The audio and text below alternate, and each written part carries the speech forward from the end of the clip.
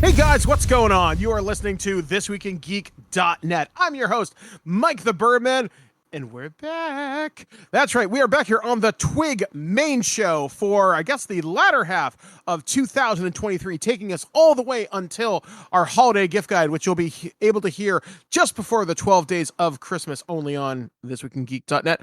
But I'm finally back with my compatriot, my co-host, my brother from another mother, from the great city of Kitchener. Alex, the producer. Yes, Welcome back, man. We're back for now. Yes, for now. So I guess programming note off the hop. I have to take 2 weeks off beginning after this show. I am still doing some other content on the side, but from the main show, I will be absent outside of reviews. I got a lot of writing to do. Plus, I'm also preparing for our annual Halloween show, which I'm recording with our friends Enrique Couto from Welcome to Primetime, which I should have his Slumber Party Massacre show that I recorded with his buddy Dave out sometime this week or next week, whenever Alex is going to post it. And I'm recording a show on Hammer Horror with James Rolfe, the angry video game nerd, on Wednesday, and that'll be out around Halloween. We're starting to put together what our October looks like. So our loose cannons and our future imperfects will all be scary themed during the month of October. And then that'll be ending right towards the end of the month with our big special on the genre of films known as Hammer Horror, which should be a lot of fun. With Enrique and James being both filmmakers and huge horror movie buffs, it's good to be educated on stuff like that. Plus, I am working with Dave and Enrique to do some more loose cannons. I basically told them at the end of our last recording, I want you guys to educate me. Show me stuff I've never seen or heard of before. And we watched the Slumber Party Massacre movies, which are technically four movies, but the trio were produced originally by Roger Corman. And very insightful and very enlightening as to that genre of film. And it was a real blast. I'm really looking forward to sharing that with you. And all I got to say to tease that one is buzz, buzz. So we often talk about what we've been up to over the last week or so. And for me, I've been in the trenches writing. I'm writing a couple of stories for Enrique's other podcast known as Weekly Spookies. I've written 2 so far. One is still in progress as of this recording. And as of this recording, I have until midnight to finish it. But I've been able to push out about 10,000 words in just a little over 24 hours. I think that's good because I'm pretty sure when people do that that novel November, that weird acronym, no MIO or whatever the fuck it is. Nano Wari, something like that. Or some crap like that, yeah. And you only have to write 50,000 words or something like that. I'm thinking, wow, if I can do this in 24, not bad. Remember though, it's those many words, but it's supposed to be quality words because you could just put you could do the old high school thing where you take one sentence and make it like 17 sentences by saying the same thing 17 times, and that doesn't count. Yeah. You're saying you've got 10,000 quality words in there. Yeah, like I will say this, it's really gotten the ring rust off of my writing ability because during the summer I'd hit this big block of just writer's block. I couldn't get much out, and now that I'm writing for Star Trek Adventures, I really want the warp core to be in prime shape. So while I'm writing a horror theme stuff right now, it's getting me to think about descriptors, setting, atmosphere, characters, and the stuff that I'm working on for Star Trek. I am really excited to get into. And now that Star Trek Days happened this past week, Lower Decks is back. There are those very short treks that are premiering right now. Strange New Worlds is coming back fairly soon. Discovery, I think, has one more season in it. So it's a good time to be a Trek fan. Plus, I got all my Star Trek stuff in the mail, so I can finish up Star Trek Prodigy finally. Yeah, like I'm really excited to put on the Starfleet uniform again and sort of get back out there.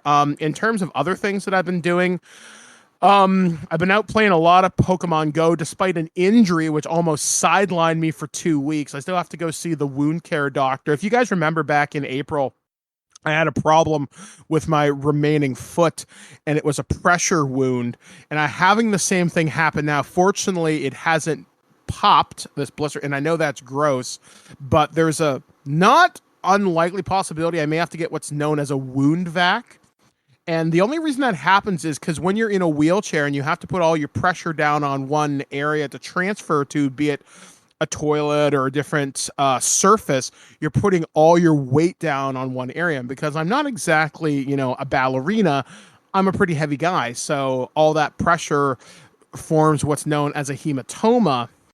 And I'm hopefully gonna get that dealt with and see a doctor. But my nurse sister-in-law Kara came by the other day, and she's like, you know what, Mike, you're doing the best you possibly can. Just don't be out for more than a couple of hours at a time. Keep your foot up, elevated. Don't do dumb, and you'll be fine. So that's great. And something to consider too is, somebody might think, well, I can pivot on one foot. It's like, yes, but if you're not somebody who is walking on a regular basis, it's a lot easier for those pressure wounds to form, because it's the if you don't use it, you lose it sort of thing, right? Like you hear about elderly people that are bedridden for so long, and it's like, and they can get them by just standing up and walking to the bathroom. It's like, well, how can that happen? Well, if you're not always walking on it, your body doesn't get used to having that pressure there, right? So yeah, exactly. It's something that you're not likely going to see, on people that are walking or runners. You're going to see it on people more often that are only on their feet maybe once or twice per day. Yeah, exactly. And then finally, Guelph Storm preseason hockey has started up again. I'll be talking about the team again on the show here. I'll be talking about it on TikTok and Instagram, which I'm really looking forward to getting back to that. A couple of weeks ago, I got a great piece of advice to go and enjoy my summer. And you know what? I'm going to do that. And honestly, it's been pretty great. If you looked at my latest TikTok, evidently I am Mike Ashkawi Beastmaster. I made friends with a big mama squirrel, and we sat and had lunch together. It was kind of a cute moment, so that was a lot of fun. And then I guess in terms of programming, one last note to say is me and Alex will be talking about Starfield. We did not get review copies until the day before early access. Alex has already beaten it. I'm still going through it, and I'm gathering my thoughts. So we're going to do kind of an extended discussion, an extended special edition of the prototype, basically our own founding of Constellation TWIG. And we're going to do that towards the end of the month. It'll be sort of like Starfield 1 month later. And I should note that the reason I'm able to beat it is I'm playing in a very different way that Michael would be playing. Right? Yeah, like I do a lot of side questy stuff. You're doing all the side quests, and I mainline the story to see how does it hold up as a single player mainline story experience. And then I'm going to go back and maybe, dabble in a few things on the side. But for anybody that's wondering, because I don't know how many people have actually said how long the game is. They'll say hundreds of hours to do everything, but the game is anywhere from 32 to 35 hours if you mainline the story. So there's more there than what you would expect. Like you'd expect, like from their traditional games in the past, somewhere between like 15 and 20 hours of a mainline, but there's more than that. So there is some meat to the bones. Mm-hmm. So I guess other than that, Alex, what did you do during your little vacation? Well, the last few weeks, it's been a lot of game RPGs and movies and stuff to catch up on, but I've also been hopping back and forth at my mom's, helping out there. And it's funny. I thought I would clear my slate for the summer and have like, tons of time just to stay off and reflect and do reading and maybe even do a little writing like you were doing something. And then it's like gaming Armageddon hit, and they just like, here is an RPG, here's an RPG. At one point I had 9 JRPGs, both indie and major, that all came in within a 1 week span. They're like, hey, can you review these now? And I went, sure, to each one initially, not realizing they were all going to be sent to me at once. So I've been juggling a lot of stuff, and then also doing stuff on the back end. I also edited the next, I think, 25 weeks worth of Earth versus Soup episodes. So that took a bit. So a lot of, I guess, back end stuff that I've been handling as we get back. And I was getting the itch now, like it's time for us to come back and start recording on the regular, because as much as we both end up hitting like burnout usually by the beginning of summer or after we do our summer games plus E3 coverage, it's like you start to get the itch again when September comes around, where you're like, hey, let's get back to it. 100%. Yeah. I mean, this year's just been so different because like I've been so busy in my personal and professional life. This is not unlike college. And then I have to remember, oh yeah, I'm going to university next year too. Shit. Yes. Burnout is real, son. My son. Pace yourself. Doing it, man. I'm doing it. All right, guys. So we got a lot of stuff to talk about here in the show. We got some reviews coming up from myself. I know I got some stuff in there that I've been wanting to talk about for a while. I don't have them right in front of me. I'm sure you'll hear them during the course of the show. Alex has a movie that I actually really wanted to see this summer, but was really hard to find locally. It's featuring one of my favorite comedians that I've recently got into, Bert Kreischer, otherwise known as The Machine. So we'll be taking a look at that. And, well, was it successful? Well, I guess you'll just have to wait and find out. But we also have news to talk about the world of entertainment. We got some stuff coming from the world of the streaming wars. We're also going to talk about a brand new licensed RPG that I certainly didn't expect for it to happen. And finally, can we finally beat the dead horse that is known as E3? This thing just won't stay dead, much like zombies or vampires. Perhaps this is finally the thing to put it out of its misery. What's going to happen? I guess we're going to have to stay tuned to find out. So we're going to take a break here on ThisWeekInGeek.net. We're going to take a listen to one of my reviews. And when we come back, we're going to break down everything that happened around the entertainment and the world this past week in the Nerd News Network. We'll be back, guys, right after this, only on ThisWeekInGeek.net.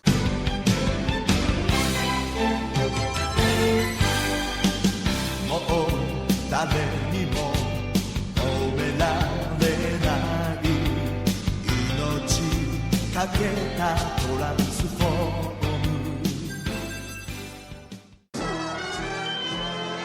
Hey guys, this is Mike the Birdman here. I'm here to talk about something really cool we got from our friends over at Hasbro. I'm going to be talking about Transformers Legacy Evolution. This is a Voyager class figure.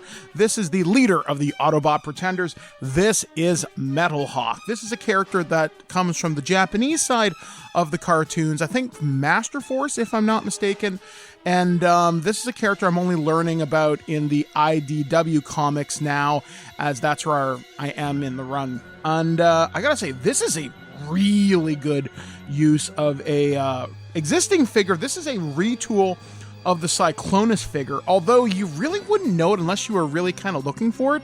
It borrows some of the transformation from the Cybertronian jet, but the robot mode looks amazing on this thing. He comes with these two blasters that can fuse together into one. He comes with this cool looking sword, and it's such a good looking figure. The thing that really astounds me, and I never really thought about playing around with my own Cyclonus like this, was the posability, but Metalhawk just looks, frankly, just kind of badass. I'm really impressed with it. I mean, if I really had to maybe knock this thing down a few notches, maybe some of the paint applications could have been redone. Maybe some like shiny metallic gold would be really cool. Maybe if they could do something with the sword, maybe give it like its own like kind of paint app. But ultimately, I am really impressed with this figure. And again, it's nice to see Transformers and Hasbro digging into the lore and all the stuff that they have access to, like from Master Force and Victory and even Beast Wars the Second. Like, these are some figures I never thought we'd get. And honestly, looking at Metalhawk makes me want to go back and learn a little bit more about this character. And this is a character that, at least me locally, am seeing this guy a ton on shelves. Don't sleep on this figure. Like, if you like the Cyclonus mold and you like the articulation on him, you're really gonna like Metalhawk. It's a solid figure. Robot mode looks awesome. His Cybertronian jet looks cool. He gets 3 weapons. That's a lot to pack into a Voyager figure. So ultimately, if you dig Pretenders, which, I guess he's not a true Pretender because he doesn't have, the biomechanical shell, but his robot mode looks cool enough. So anyway, if you want to encourage Hasbro to make more of these obscure characters available over here, because the last time we got a figure like this was, I think, in Titan's Return and some of the BotCon exclusives, then picking up Metalhawk is definitely worth your time. It's a great looking Voyager class figure. It's a great retool of Cyclonus, and I don't think you're going to go wrong with this. So Transformers Legacy Evolution Metalhawk gets a massive thumbs up from me here at This Week in Geek. Transformers, more than meets the eye. Transformers from Hasbro.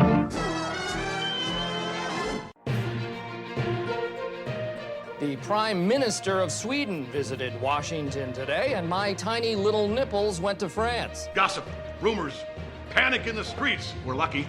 This Week in Geek News. Welcome back to ThisWeekInGeek.net. I'm your host, Mike the Brewman. He is Alex, the producer. And we are back here on the Nerd News Network, only on ThisWeekInGeek.net. And we have a couple of stories for you this week. Some of them are a little bit older, but they are so relevant because, let's just say these damn streaming wars just never want to end. So this story comes courtesy of the Hollywood Reporter during the last week of August, so not too long ago, but definitely important to note here. Investors sued Disney over alleged Chapek era, quote, cost-shifting scheme to hide streaming losses. The suit takes aim at former CEO Bob Chapek's lofty subscriber growth and profitability targets for Disney+. The entertainment giant faces a host of litigation dealing with efforts to boost subscriptions for its streaming service. As Disney stock hovers at its lowest levels in nearly a decade, the company was hit with another lawsuit alleging it misled investors about the success of Disney+ by concealing the true costs of operating the platform. Disney is being accused of lying about the extent of its losses to hit lofty subscriber growth targets and claiming that the streaming service was on track to achieve profitability by the end of 2024. Investors detail a scheme to, quote, inappropriately shift costs by debuting content created for Disney Plus on legacy platforms to move marketing and production costs. The complaint filed on August 23rd in California federal court is at least the third taking issue with the company's efforts to boost subscriptions for its streaming platform.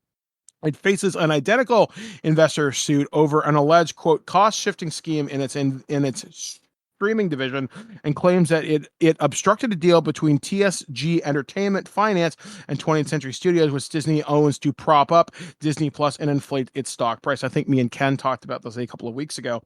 The suit claims that the company executives had the expense and difficulty maintaining subscriber growth as it suffered, quote, staggering costs to create content. In an effort to hide losses, the complaint claims former chief executive Bob Chapek, his lieutenant Kareem Daniel, and former CEO Christine McCarthy aired the mysterious Benedict Society, which I've never heard of, and Doogie, I can't even pronounce his last name. I think that's the Hawaiian show. MD, which was it the Doogie Kamehameha one? Yeah, which was supposed to be Disney Plus originals on the Disney Channel to make the streaming service appear more successful than it actually was. Investors take issue with the statements from executives touting gains. For example, in December of 2020, Chapek said, quote, Disney Plus has exceeded our wildest expectations with 86.8 million subscribers as of December 2nd, and that, quote, success of the platform had bolstered our confidence in our continued acceleration towards a DTC first business model. He repeated that it stated would be profitable by the end of 2024. The forecast represented a, quote, astounding threefold increase from prior estimates without any degradation in expected profitability for the segment, the Sun says. After acknowledgement that subscriber growth had slowed in 2021, Disney reported last year that it missed analyst estimates by wide margins on revenue, sales, and earnings. In Q4 2022, the company direct-to-consumer arm, which includes Disney Plus, EPM Plus, Hulu, and Hotstar, reported an operating loss of $1.47 billion, up from $630 million loss in the same quarter last year, prior to Disney's stock plummeting more than 13% at the time. The company also reported a decline in its average revenue per Disney Plus subscriber as more and more customers subscribe through a discounted bundle with the company's other services, the complaint states. Quote, notably, the bundled offering makes up almost 40% of domestic subscribers, confirming that Disney was relying on short-term promotional efforts to boost subscriber growth while impairing the platform's long-term profitability. The suit also details Disney's pivot to prioritizing streaming amid the pandemic. While the company's theme parks, resorts, and cruise lines were forced to close as movie theaters shuttered, subscriptions to Disney Plus rapidly took off according to the complaint. When the service launched in November 2019, before Chapek took over, Disney set an initial target of 60 to 90 million subscribers by the end of 2024. But after Chapek assumed leadership, Disney experienced higher growth than originally anticipated, gaining over 50 million subscribers in the first 5 months and nearly 74 million subscribers in the first year. Against this backdrop, Chapek decided to, quote, go all in on the platform, announcing a major reorganization of the company's media and entertainment operations. Distribution and commercialization activities were centralized into the Disney Media and Entertainment Division arm, which essentially became responsible for the monetization of all content globally, the suit says. And then I'm almost done reading the article here. Investors say the organization represented a, quote, dramatic departure from Disney's historical reporting structure and was highly controversial within the company because it took power away from the creative content focused executives and centralized it in a new reporting group led by Daniel. Prior to this, Disney was reorganized into 4 reporting segments, comprised of media networks, parks, studio entertainment, and direct to consumer. Quote, with this new structure, Chapek removed budgetary and distribution control from the heads of Disney's content groups, much to their dismay, and placed control in the hands of DMED. New chairman, defendant Daniel, who reported directly to his longtime mentor Chapek, states the complaint, which notes that the duo had, quote, exerted near complete control over the company's strategic decisions around content. After Bob Iger, who was also named in the complaint, returned to lead the company, he made it clear that an important component of restoring Disney's success would be return power back to the creative executives, including the distribution decision. The suit points to the statement as evidence that Chapek's comments on his reorganization meant they were there to mislead investors. Disney did not immediately respond to a quest for comment. Don't put money people in charge all the time. It's not going to end well for you. There's a lot of business babble in there, and a sizable portion of it seems to stem from they centralized the control and strategic decisions and made poor decisions based on what they thought. It's the same thing that all the other companies had happen, which is crazy growth during the pandemic, capitalized on it, but then in reporting to investors, expected that growth to stay, and not just like it's not sustainable. And it's not, and twofold. One, they never expected to lose subscribers, even though when people go back to work, they're not at home watching TV. That's one. But number two, they didn't just expect them to, sustain those people they got during the pandemic. They somehow thought they would get more. And there is a saturation point, and we've noticed this with a lot of subscribers. And wasn't it Netflix that hit about 100 million, and that was like the most that anybody had ever had?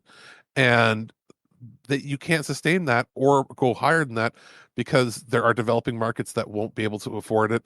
And the more platforms that enter the market, the more people are going to start picking and choosing which services they get.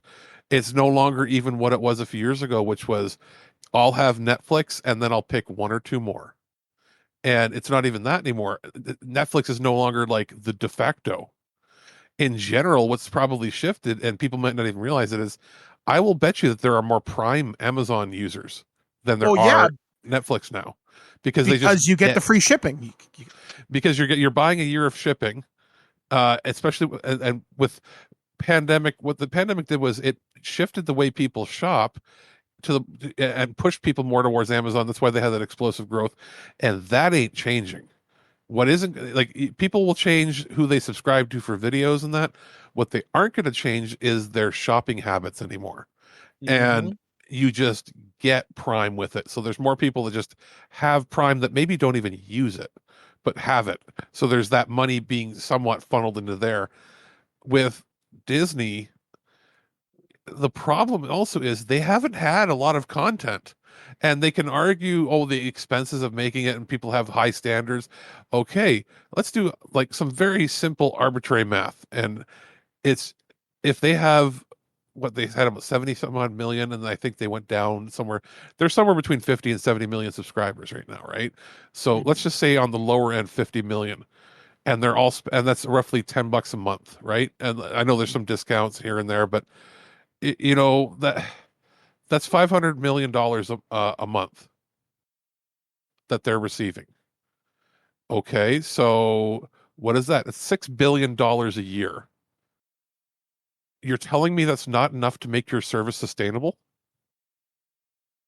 Yeah, like some of it's like insane. Like they're getting, and let's say, there's discounts in there and there's family plans. Let's lower it a little bit. They're averaging between $4 and $5 billion that they're pulling in. And then they're spending maybe $1 billion a year on programming. How is that not successful? How is that not profitable? Where's the money going? Even like the richest people, like the heads and CEOs, they're not getting $1 billion in money. Like they're getting like maybe some of these other platforms are getting like $300 million. Some of these executives are getting in bonuses and everything. But even as crazy as that is, and we know the strikes are on, they're not producing anything. So the strikes are happening right now, right? So they're not making anything. So how are they not profitable if they're not actually spending money? They're spending nothing, and they're pulling in still several $billion a year. Where's the money going? They don't have Netflix never had that kind of IT cost. Google has that kind of IT cost because of YouTube.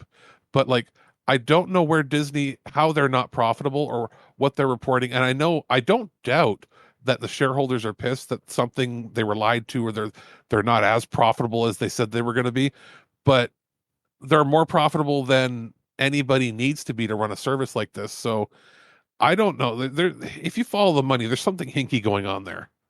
Yeah, for me, they cannot expect this subscriber growth to be as sustainable as they want to be. We've seen this with Netflix. Now we're starting to see some of these other newer contenders to the streaming platforms like Paramount, Peacock especially, and other services. I mean, there are some of the other services that are always going to be profitable. I think things like Shudder, because that's a very niche market and I will always have a need, and things like Funimation and Crunchyroll, which I realize Crunchyroll's the big player and pretty much the only game in town, really. There are a few other ones, but who cares? Disney spends all this money and they put out some really great content. The problem is it's not coming out at a consistent enough basis. People are starting to get tired of Disney and Star Wars stuff. There was a time when people were really excited for it, but now it's I still haven't finished some Disney Plus series. You guys know I'm a huge Star Wars mark. I haven't even started Ahsoka. And that's the best one right now. Yeah. And that's crazy because you think about that. People were so excited. That's Dave Filoni's baby. That's the continuation of Rebels and the Clone Wars. And I've got a life, guys. I go outside. I can't be doing this. Well, there's a couple of problems I see with this as well. One, all of the Marvel stuff has been shit. It has been absolute garbage since Loki season 1. There's been nothing they've put out that was worth watching. I'd say Werewolf by Night, I heard was pretty good. That's a special. Okay. Yeah. So that's like a one-off. Yeah. A one-off that costs a fraction of what a show costs. I don't know where okay, let's say that they're putting $150 million into these miniseries. That's generally what they're doing. They're less money than an Avengers movie, but you've got to consider that they're doing these over 5 or 6 episodes or 8 episodes. So, they're somewhere in the realm of $8 to $12 million an episode. Mm-hmm. Okay. That's how much it costs to make a regular TV show on TV. I don't understand how this can be so unprofitable for them, in quotes, when they produce more on ABC television. It costs more to program ABC television in a year than it does here, yet they have way less people watching television. Think about this. They've got 50 to 70 million subscribers. They're lucky to get 8 million people to watch a TV show on regular TV nowadays. Mm-hmm. The number one TV shows on broadcast TV are generally on CBS, and it's usually, not counting the younger demographic, it's usually NCIS or something, and they'll get 15 million to 17 million viewers. So they technically have more eyes on the streaming platform, yet it's not profitable. Something doesn't add up. It doesn't add up there. And I understand that there's advertisers on TV. You're telling me that the advertisers on television are paying them more for less eyes than what they get from us direct on. Yeah. Something screwy. Yeah. Especially when you consider Hollywood math. Hollywood math is not adding up, which tells me one thing, that I think advertisers on television should be questioning what their rates are that they're paying for shows that don't have as many eyeballs on TV as what direct to consumer subscribers have. You know what I mean? Like are they paying the old rates from like 20 years ago when they expected to get 30 million eyes on it or something? But like, what I don't like about Disney and all these streaming platforms is the crazy costs have gone up. Like, maybe, make shows that are more interesting to people, make more often. You can't survive, and this goes for Paramount and other platforms too. You can't survive on only having one interesting show at a time. Like, you know what I mean? Like, it's like, oh, Wednesday or Thursday, something will drop. And then as soon as the show ends, the next show starts and it's a different show. At what point did it become Disney and all these platforms only have one show to watch a month? Yeah, like you can't be interest holding programming if your programming lineup is only consistent maybe 1 or 2 nights a week. Like way back when things started, like I remember when Fox was a very young network and it only had enough programming for maybe 3-4 nights out of the week. It wasn't enough to form an entire network. It wasn't until like 96 where it started to really pick up. Like the first 4 after or the 5 X-Files. years. Yeah, after the X-Files, when the X-Files hit like season 3 and they started having like Fox Millennium survived on their Friday night, on basically Friday nights. That's how they survived. And Friday then it became and Sunday. and then it became Friday and Sunday. And once they had that working, they had the rest of the time. And they also only survived on having 8 p.m. and 9 p.m. programming. For the longest time, in the 90s, they had 3 hours of programming. But later on, they've gone to just the model of 8 and 9 p.m. And then on Sundays, they're 7, 8, and 9. They have that early prime time with the cartoon shows. But like streaming, when Netflix was hitting it big, they would have 3, maybe 4 shows at a time that they would drop that people would watch. And you just notice now, like, they're spending more on these shows, like more money up front for special effects and stuff. And then you're getting less shows to watch. And I understand the idea is they can't ever have it where there's not a show worth watching, obviously, right? But have you noticed that they're doing the least possible? We're going to give you the least programming possible so that you won't cancel. And I understand from a business standpoint that's there, but that also means you're never going to grow. You're never going to get people that say, hey, as somebody else, friends that aren't subscribed, you should subscribe because there's so many shows to watch, when in reality, you could subscribe, get a 1-month trial or whatever, or pay for $10 for a month. And then within 1 month, you could watch every show that Disney Plus has ever produced. One of the things that I think hurts Disney Plus, if they really want to gain subscribers, you're going to need to do something radical. And what I mean by it is take the Disney Vault, pry off the doors, and never return them. There are so many cartoons that are just simply not on there. There are so many movies that are simply not on there. You have the entirety of the Fox fucking archives, and they're not on there. Now, I understand certain things require restoration, sure, but there are so many Saturday morning cartoons that just aren't on there. They remove shows because reasons. Like, they took off the Mighty Ducks show, and I bring that up as a prime example of that's a show I loved the first season. I got about 2 or 3 episodes into the second one, and I just never got around to finishing the live action, not the 90s cartoon. Yeah, exactly. And with the live action show, there were some problems with production that Emilio Estevez didn't come back, but I know that was more of a personal choice, but we're not going to get into that.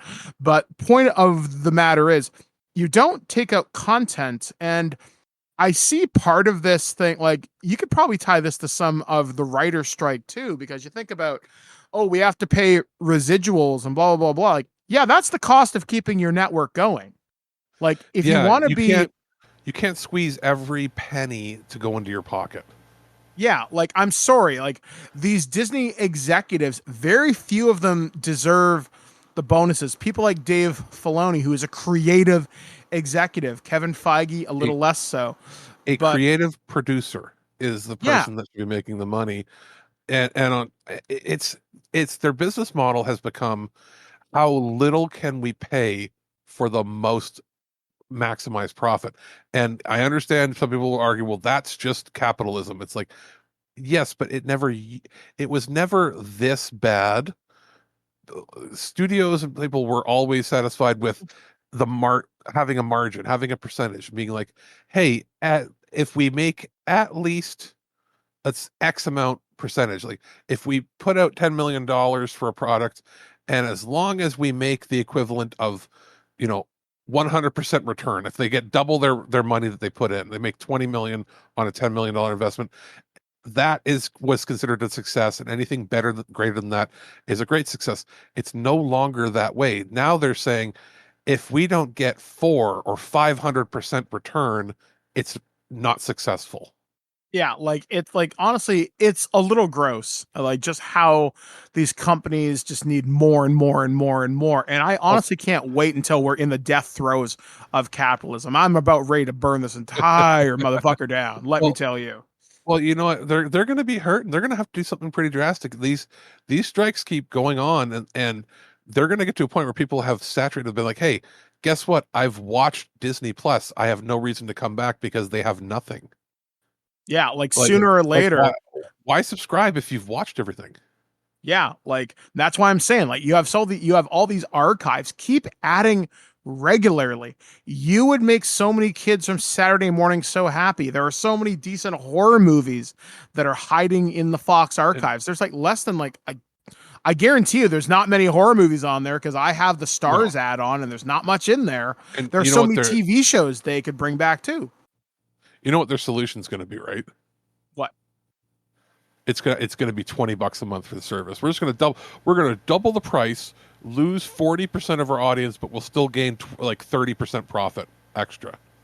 That's what they're going to do.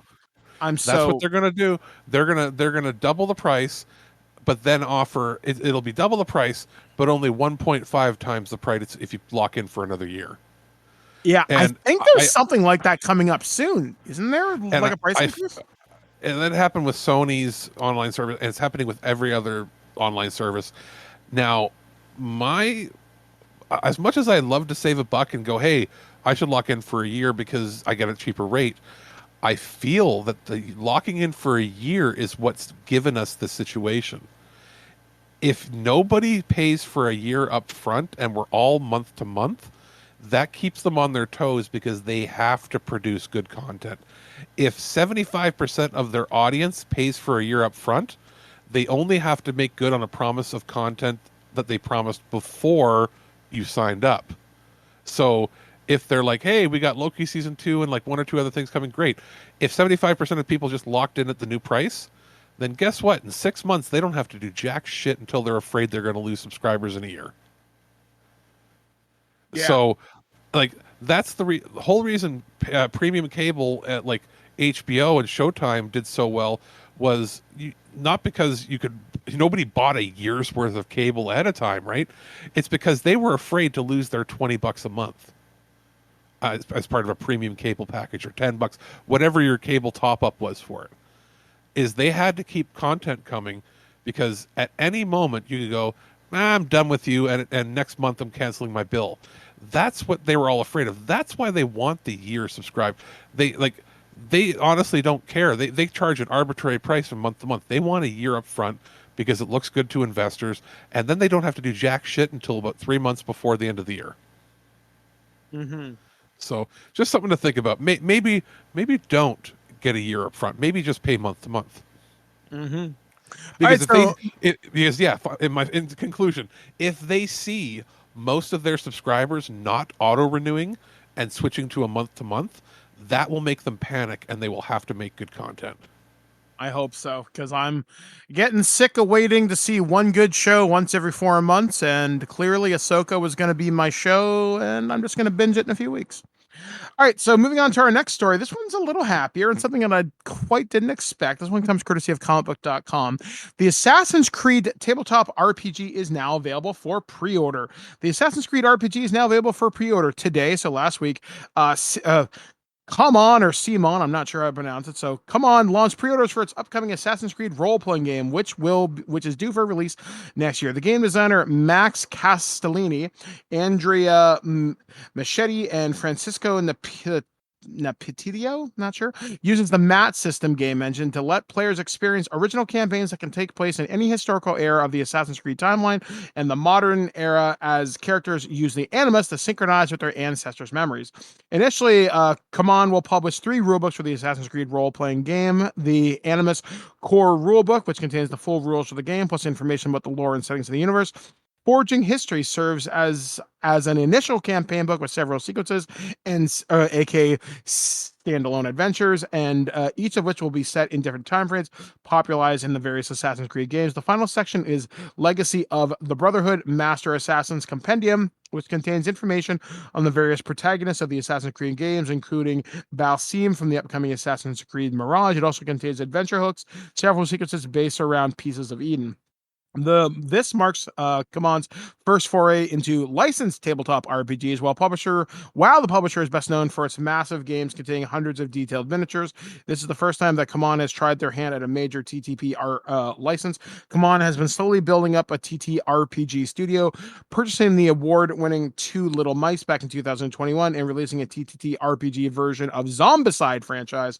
Fans can choose between 3 different bundles. The first contains the digital version of all 3 books and a hardcore Animus rulebook, which costs around $35. The second bundle contains all 3 books and costs $90. The final Master Assassins book contains all the books, an accessory kit with dice and cards used in character creation, and 13 exclusive miniatures of various Assassin's Creed characters.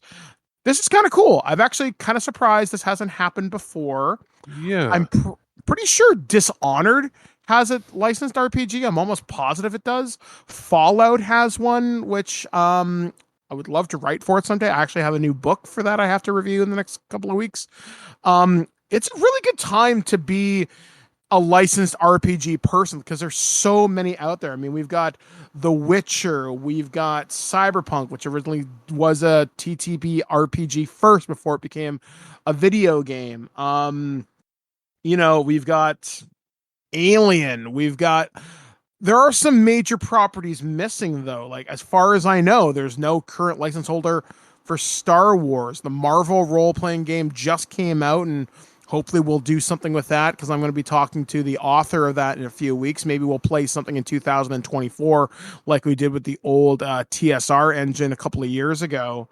But yeah, I'm kind of surprised Assassin's Creed got picked up before a company or before an IP like, say, Mass Effect. I know there's one for Dragon Age. Trying to think if there's any other settings that'd be really good. There's been Song of Ice and Fire, Game of Thrones. Yep. There's a few others. That company, Come On or Simon, I looked it up. It was originally called Cool Mini or Not. They've done board games. If they're from the Hong Kong Stock Exchange, it says. So it's a Hong Kong company based in Singapore, which is strange. Their claim to fame is publishing the game Zombicide, which I've seen that in stores quite a bit. So that's pretty cool that they're doing. Which is interesting because Zombicide is strange. I think it's published by them and also Asmodee. So I think that they license their games to other companies to publish in different markets. But yeah, so this is their first tabletop game. Looking on their website, they have quick start rules already available. Yeah, so I'm going to be downloading those, and I'll take a look at them before the end of the year, because I would definitely check this out. Am I going to purchase it? For the right price, yeah, sure, because I love to purchase weird RPGs. I'm never going to have the RPG library I had about 5 or 6 years ago. which I'm totally fine with. But I always want interesting RPGs. I'll be very interesting to see how this match system works out in practice. Yeah, and it's going to depend too, because we've seen a few niche companies put out game-based or like video game-based RPGs in the past few years, and some have been not so good. Remember there was the Dark Souls one that was really badly received? Yeah, it didn't go over well. The board game wasn't well received either. So, It and had yet, it had massive spelling errors and logic errors. They actually, I think there was a way like you couldn't roll a character properly. They hadn't even properly play tested how to roll up a character. yeah, I And remember there being some issues with it during development, and I know there. I seem to remember like a couple of blog posts talking about it pretty extensively as well. and that was from another company that was mostly known for tabletops or like miniatures and licensed board games. So the reason I looked this up is I thought it was the same company. It's not. So this is another company that does a lot of board games that seems to have a better pedigree in that they're not just making it from scratch themselves. They, like you said, they purchased a company that was known for making indie tabletop games. So Now, this might be a little better. Now, I've talked with several RPG developers. I don't think you've released my latest botched roll where I talked with developer Siegfried Trent of Evil Genius Games. And I talked with him, and one of the questions I asked him is like, how do you as an RPG company, how do you approach other people when you want to work on a particular IP? For example, when we talked during the interview, we talk about stuff like Kong Skull Island, Highlander, The Crow. These guys have a Universal Soldier RPG coming out, and Rambo. So IPs you wouldn't necessarily expect, but some companies are really protective of their IPs and their canon and their lore, which, you might be questioning, but it's Highlander. What is there to know? But you think about all the ancillary media that gets expanded upon from that. Whereas Ubisoft, in my opinion, has a very good internal consistency with its Assassin's Creed games, which really changed after Assassin's Creed 3. And it moved into the modern era with Black Flag and Rogue and Syndicate and so on and so forth. And most of those games have been fairly well received. The only one that wasn't particularly well loved was Unity, in my opinion, just because the game was busted when it came out. The story was fine, if a little bland, but it wasn't, offensive. So I'm really glad to see Ubisoft taking a chance on this. I would love to see even if they just did it as a standalone, something involving Splinter Cell. I mean, they have the Tom Clancy license. If you created the role-playing world of Tom Clancy, and if you could put, Ghost Recon and Splinter Cell and, all those game worlds into something, you could do something really interesting, but it'd be very interesting to see how the Clancy estate handles that. The easiest one to adapt would actually probably be The Division. Yeah, and that's a simple one too. Like, there's so many things you could do with that. Now, or actually, probably Rainbow Six would be the easiest one. Yeah, but it would be it would be very, like, there'd be a lot of party deaths.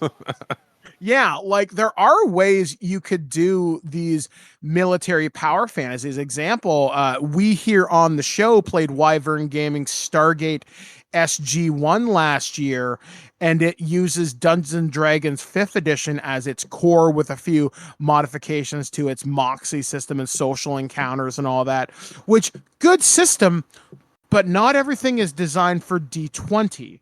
And that's something that I'm glad this isn't just Assassin's Creed with D20 slapped on. It's not open game license. So I'm glad it's something a little bit different, and it isn't as complex as, say, the Witcher RPG from the guys who do Cyberpunk Red, R. Talsorian. Wonderful system, wonderful depth, but it's a little complicated and really, really, really nuanced, which is good for some people because it's got a lot of crunch to it. But sometimes with other game systems, you just want to get rolling those dice quick, which is why I like a lot of the SH20 system that comes out of Renegade Game Studios. Sure, it takes a little bit to get characters going, but once you get in play, it rolls really fast, and it's really, really fast paced. So Okay, yeah, I wish these guys the best. I got prices for you. Yeah, how much? So the core rulebook, or they're calling the Animus Handbook, it has a pre-order price of $35 American. Okay, so it'll be about $45.50. Yeah, it says 40 retail is what it's going to cost, and if you pre-order it, you get $5 off. Okay, cool. And then it says early access to PDFs of all 3 books and cards. Okay. That's for that. Then they have a $90 version that's going to be $100 after the pre-order time ends, or what is it? No, it says $15 off. It's $15 off, so it'd be normally $105, and you get 3 hardcover books. I guess that's what books does it say that includes? The blah blah blah blah blah. You so get the main book. You get that, the sequence book, which is like a bunch of the campaign stuff, and then the Master Assassin's Compendium, which is like a character folio, basically. Yeah, and then the final version is 130, and that's the legendary, and that has like a big folio folding box cover. Looks like you get all 3 hardcovers, complete accessory pack, they're calling it. You get some dice, some miniatures, some cards, right? 13 miniatures, the reader screen, and the Animus box, which apparently are pre-order exclusives you can't purchase separately. See, I might go in on this. I'm just going to wait till my credit card's a little cleaned up. I was going to say that's really not. I was expecting, and it's a big box. So there's an accessory box that fits all of your dice and all the other stuff, and then that fits inside of a slip box that has spots for the other 3 books plus the I guess Game Master screen, and then looks like that folds around it. It looks like the Game Master screen folds around the box to make the cover. See, that's really cool, and I always appreciate a good Game Master screen, a good dice tower. I actually reviewed a new one from Renegade Game Studios, which you'll probably hear, if not this week's show, next week's. I can appreciate a well-made RPG set. This definitely sounds like it's going to be fun. I'm going to download the quick start rules. Maybe I'll give a very quick impression in a couple of weeks. So yeah, I am looking forward to synchronizing with my ancestors' memories.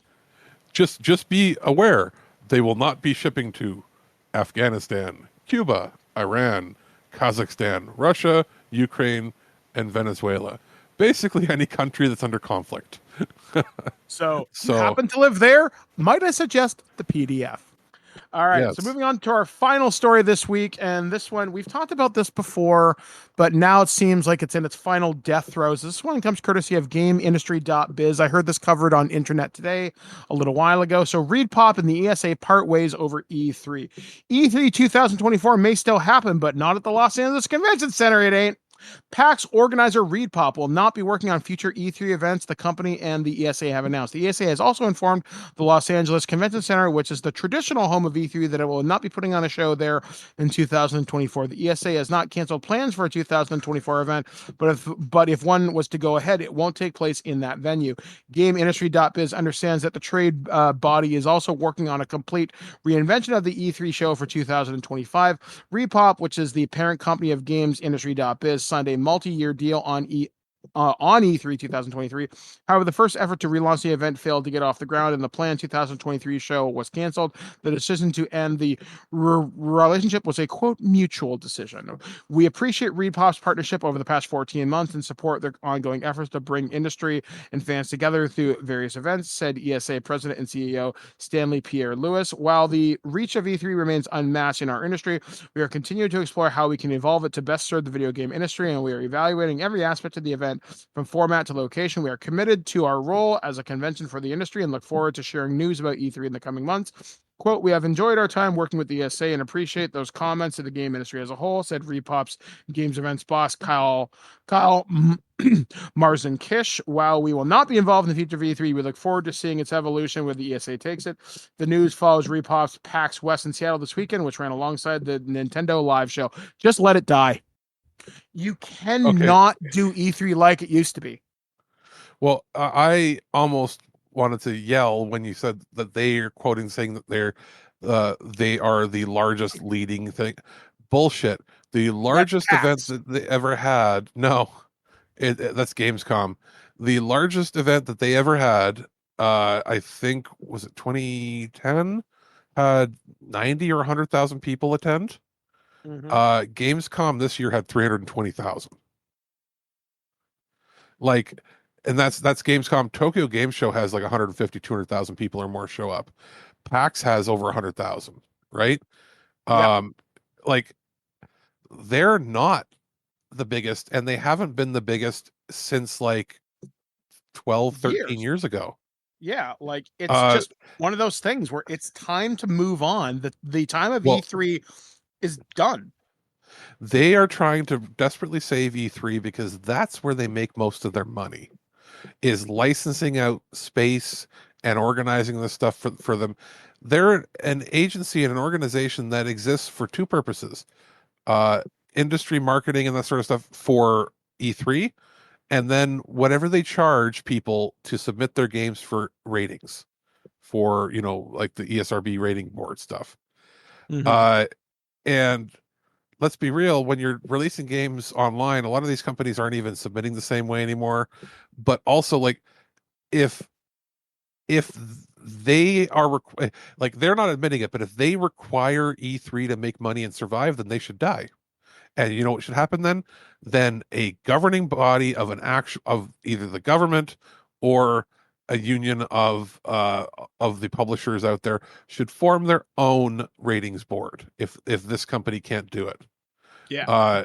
For to certify games of somewhat, because this is horseshit. We already know that, like, Nintendo and the other companies aren't going to come back to it. They don't Nintendo need it.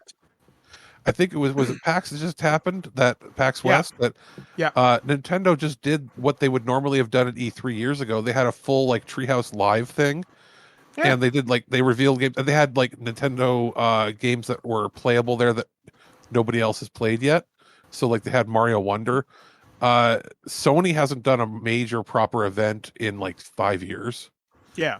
We're still sort of surprised that they haven't. Microsoft has been doing a few. They've been showing up at like all the other events. So there's no point. And not to mention, right after they posted this, Jeff Keighley published out there saying, "Hey, by the way, Summer Games Fest is still coming next summer." Yeah, like, see, like, to me, E3 is a relic, and it means more to people like you and me, Alice, because we're of a certain age. It doesn't mean anything to me. What all it meant to me was, hey, this is the. It was name recognition. Yeah, it was like I didn't give a shit about it, even as a teenager. We're talking like 20 years ago. E3 was just the key word to me that meant, hey, I should pay attention to the news. Yeah, and that's all it was. And then I feel, and I don't want this to sound like sour grapes because it's really not meant to be, but you look at the quality of coverage that would come out of E3, and it would be any asshole with a podcast or a blog or a YouTube channel. And sometimes you would get some phenomenal coverage. Let's get that right out of the way. Well, I knew some people who would go and we get some good stuff. As far as major coverage, we're talking like national coverage. You basically had IGN covering it. Yeah, G4. And IGN and G4 would partner up. And it was basically covered by guess who? Jeff Keighley. Yeah. Keighley was from like 2000 and what, maybe 3 onward. It was Jeff Keighley. Right around the same, like, he started that, and then it got more intensified when he started doing stuff with Spike too for Game Awards and that, so like he became more well known. But it was Keighley with G4 and IGN. It was like GameTrailers.tv when he was so, and then they had the Game Trailers team, doing all the back stuff. But he was sort of the face of it. So when he starts his own thing, Summer Game Fest is just Keighley's coverage of E3. Yeah, and it's usually better, and more people are starting to come out with it. It's fairly well respected, from what I understand. And as far as like news, like if that's what you're looking for, that's there. And some of the older guard of people that used to cover it, that were on more national websites or international websites, guess what? They're still covering Summer Game Fest and everything else. It's just everybody's gone to having it all done on Twitch and on YouTube. Yeah, I mean, honestly, I prefer the virtual format. I don't need the show floor. And if you want the show floor, I feel like that should be industry professionals, not just fans. That's what your PAXs are for. And like if Xbox or Microsoft, or like Microsoft or Sony or Nintendo or somebody, if they want to put it on a smaller press event where they do like the showcases for the press in like Toronto and key cities across America and Canada, and then have the press come out, do that after. Like have your showcase shown online, do that in June, and then come like August, September, October, if they were to say, hey, Mike and Alex, we're going to do something in Toronto. Are you guys able to come make it? That's what they should be doing. Get the press to go to those things. It is still vital to have press have proper hands-on with games, because otherwise you end up in situations where people can manipulate what they're showing, and then the game comes out and people wonder why it sucks. Nobody has any heads up. And now larger companies, they kind of want that. They don't, you know what I mean? Like they want to control their narrative. So there's some aspects of these companies that want E3 to die, as well as like to not have press hands-on events unless they can control everything. But at the same time, they deep down they know that it does help if the press can have hands-on. The biggest problem with E3 and everything was it's not Disneyland. It's not supposed to be for regular consumers. It's supposed to be for people working. Yes, like if E3 comes back, it can only survive as a proper press event. But guess what? All those deals now happen at Gamescom. Even American deals, like for Western publishers, they all go to Gamescom and go there to discuss everything. Now, there's going to be some stuff at PAX for indies and that, but the bigger companies are either sending like some of the bigger publishers in America are going to send people to Tokyo Game Show to meet with some some people, for instance, like Xseed or Marvelous and some of the other publishers in North America. If they have big ties with Japan, they're likely to go to TGS just to touch base with people there and sign deals. Everything else is being done at Gamescom now. And because Gamescom, not just like the 100,000 or 300,000 regular people going, like it's all the behind the scenes deals and behind closed doors stuff that used to happen at E3, like up until they did the whole E3 for all bullshit. That's all happening there. Like it's not even like rumors. It's been confirmed now that Nintendo was there showing their next hardware to key third-party developers. Yeah, that's the kind of stuff that they used to do at E3. That's the stuff that right now they're not going to do at Summer Games Fest because Jeff doesn't have enough set up yet for anything like that. And that's something that, like, I can tell you right now, all of the key, like we're talking like if you're like a second party developer or somebody developing exclusives for Nintendo, you would have already had that information a few months ago. But but like somebody like Ubisoft or like THQ and Embracer Group sort of thing. Embracer, like the second tier of those companies, they all got hands-on or got to at least maybe not see the hardware, but they got to see tech demos and stuff running behind closed doors at Gamescom. And then all the Japanese companies that are like that, like, some of the smaller ones like Platinum and Level 5 and all these companies, they're going to probably see the same thing at TGS. And there isn't an equivalent in America right now because the ESA fucked up so bad because they like, for Jeff to have left and not even bothered covering their stuff and then watched how they imploded the next year. Like, it's pretty clear the ESA didn't know what they wanted to be. Or are they a fan festival or are they a proper gaming, networking event? And I don't think it's coming back. Like, there's talk of maybe 2025. Dude, I think it's dead. Yeah. I mean, honestly, just let it go. It was a fun memory while it lasted. There are other shows that I think do the work better. There are other industry events for people. There are fan events. Like, there's no need for this to exist. And the fact that it's out of the LA Convention Center, that should tell you something. Well, So also anyway, that guys, I've heard that convention center is rather run down, and people have complained that there's not enough accessibility.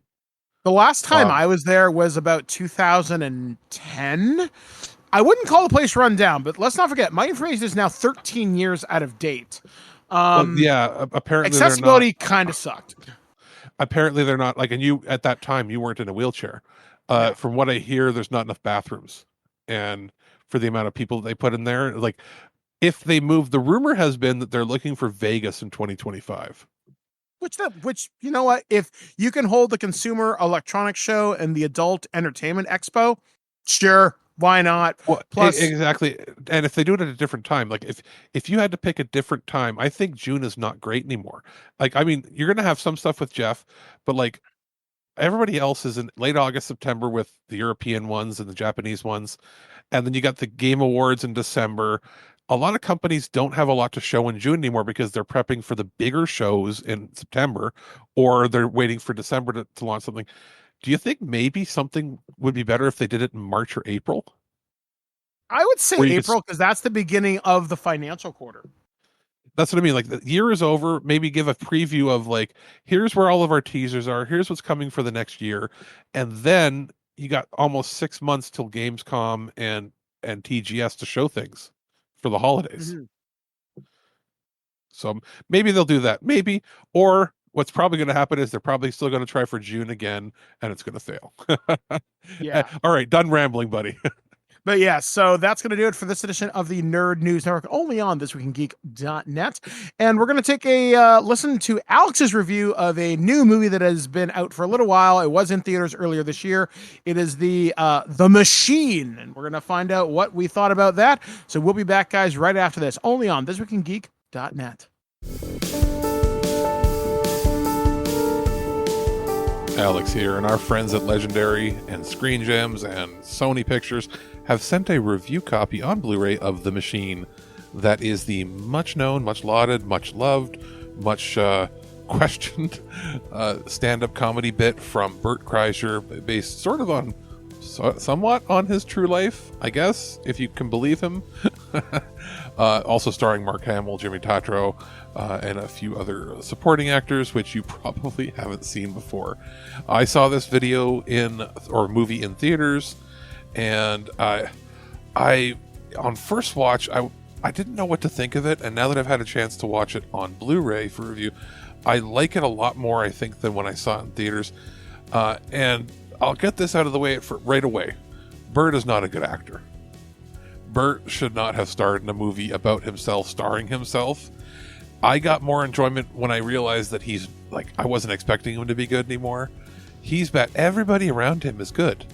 And especially the actor they got to play the younger version of him is quite funny and really good. Bert himself should not star in a movie.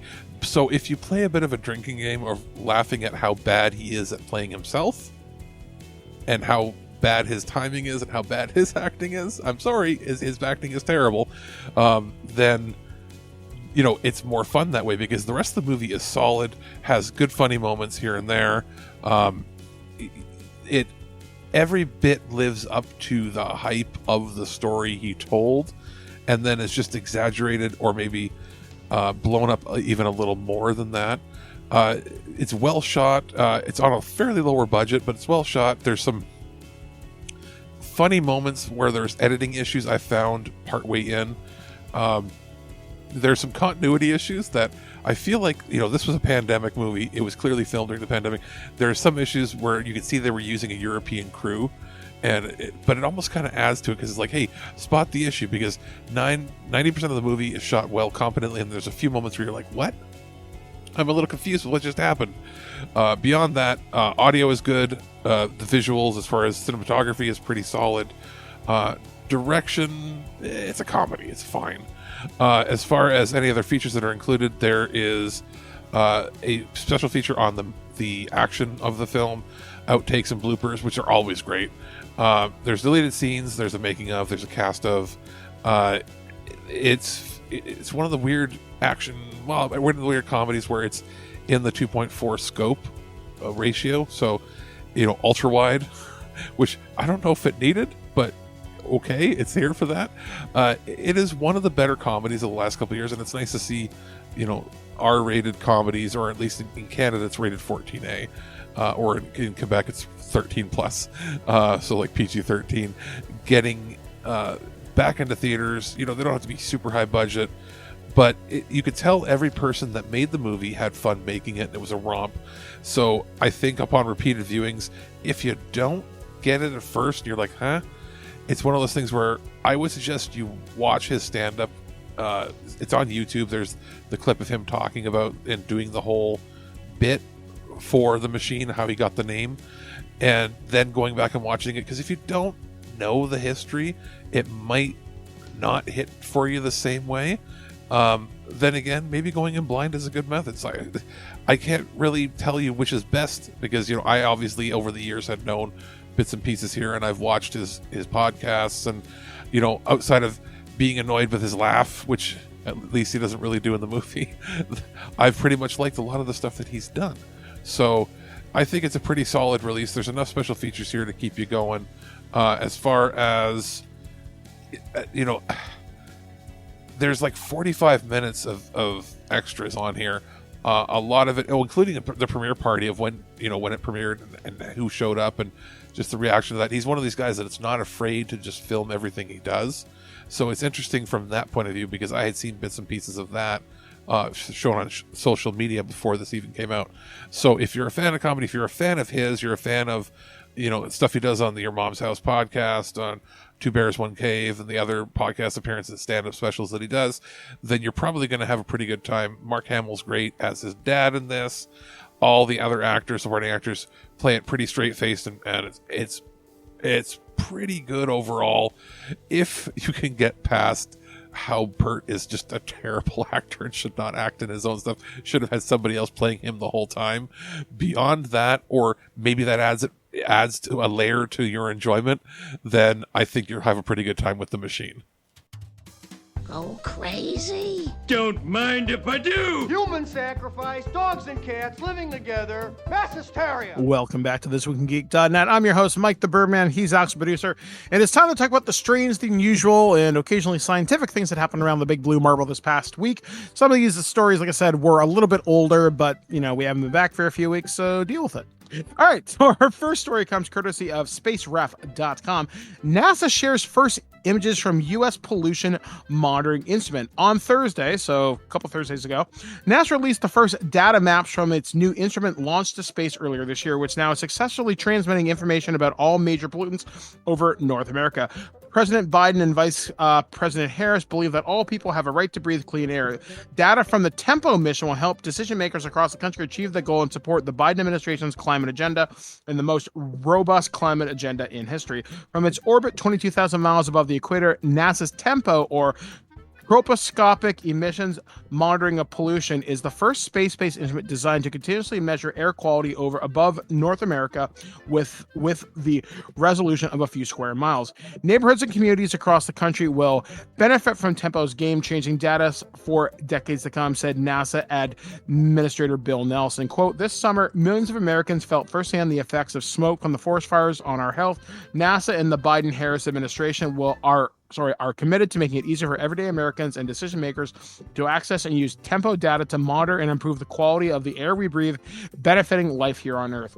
Observations by TEMPO will significantly improve studies of pollution caused by rush hour traffic, the movement of smoke and ash from forest fires and volcanoes, and the effects of fertilizer application on farmland. In addition, TEMPO data will help scientists evaluate the health impacts of pollutants and aid in the creation of air pollution maps at the neighborhood scale, improving understanding of disparities in air quality within a community. Data will be shared with partner agencies that monitor and forecast air quality, such as the Environmental Protection Agency and the National Oceanic and Atmospheric Administration. Launched in April aboard a Maxar Intelsat 40E satellite on the SpaceX Falcon 9 rocket, Tempo makes hourly daytime scans of the lower atmosphere over North America from the Atlantic Ocean to the Pacific coast, from roughly Mexico City to central Canada. The primary instrument is an advanced spectrometer that detects pollution normally hidden within reflected sunlight. The science mission is a collaboration between NASA and the Smithsonian Astrophysical Observation, or SOA, in Cambridge, Massachusetts.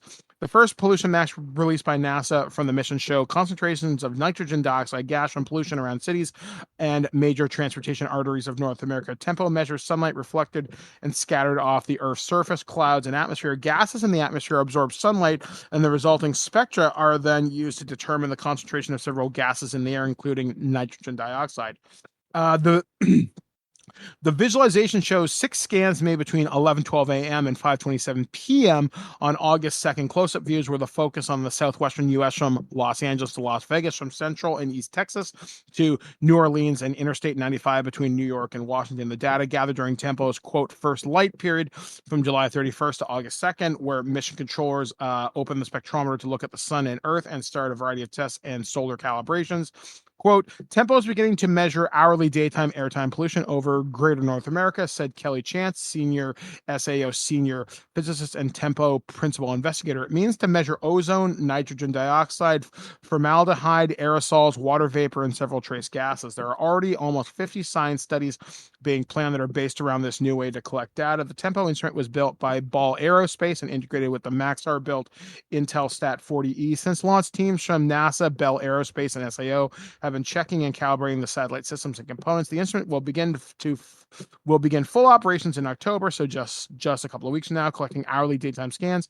The first instrument to observe pollution over North America in this way.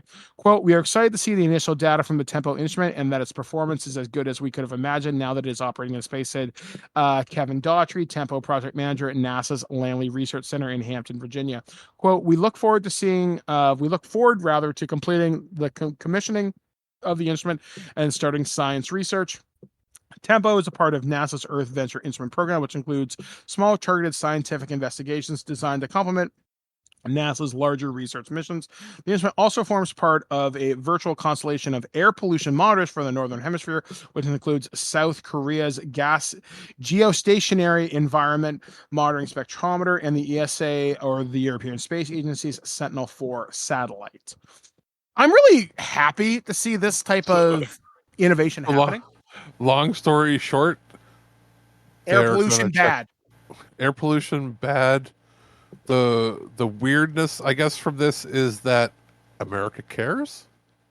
And it's interesting because I'm looking at this air map of like the image that's in the story.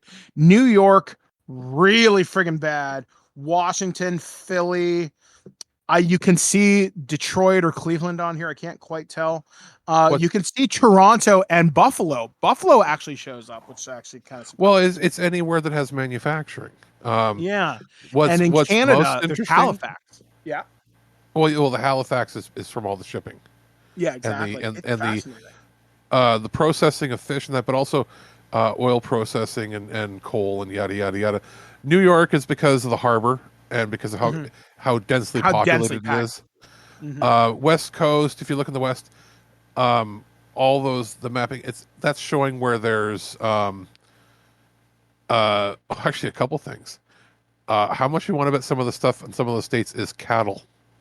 Oh, 100%, because they are looking at different fertilizers. There'll be methane gas. They'll be measuring stuff like that. Part of that is Alberta, and then some of it's farmland with fertilizer.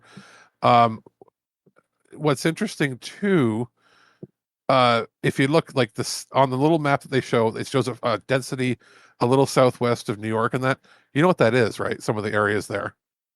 That's the coal mining area. Yeah, so a lot of areas in West Virginia. West Virginia, yeah.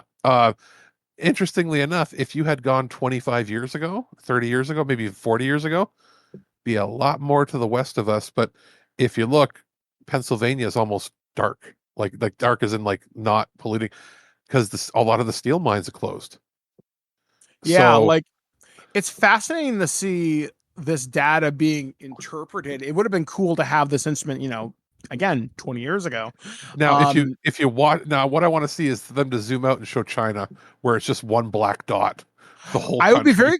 I'd be very curious to see China, India rather, and certain manufacturing places in the South Pacific, just to see what's going on. I mean, we are climate change believers. I mean, Aaron's a climate scientist. I've learned a lot from Aaron in the time that we've been friends. And it's kind of getting hard. I mean, if you're not paying attention to what's happening to the planet, and especially what's happened this past year with all the forest fires, the unusual weather that's kind of going on, like we've got hurricanes in California. Morocco just had a 6.9 earthquake that is devastated the country. Yeah, like 2,500 people dead minimum. Which came out of nowhere. No prediction.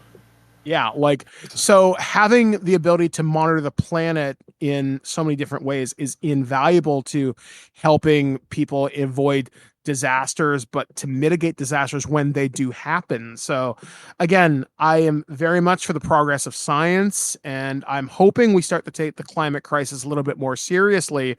And I remember one thing that came out of Texas, and I think the governor of Texas, or maybe it was presidential candidate Ron DeSantis, was bitching about how they want to regulate fans. And I'm like, no, they're just giving you better energy compliant ones so it doesn't waste as much energy and pollute the air. And yet he took it as some political jab. And I'm just thinking, you are so mind-fuckingly stupid.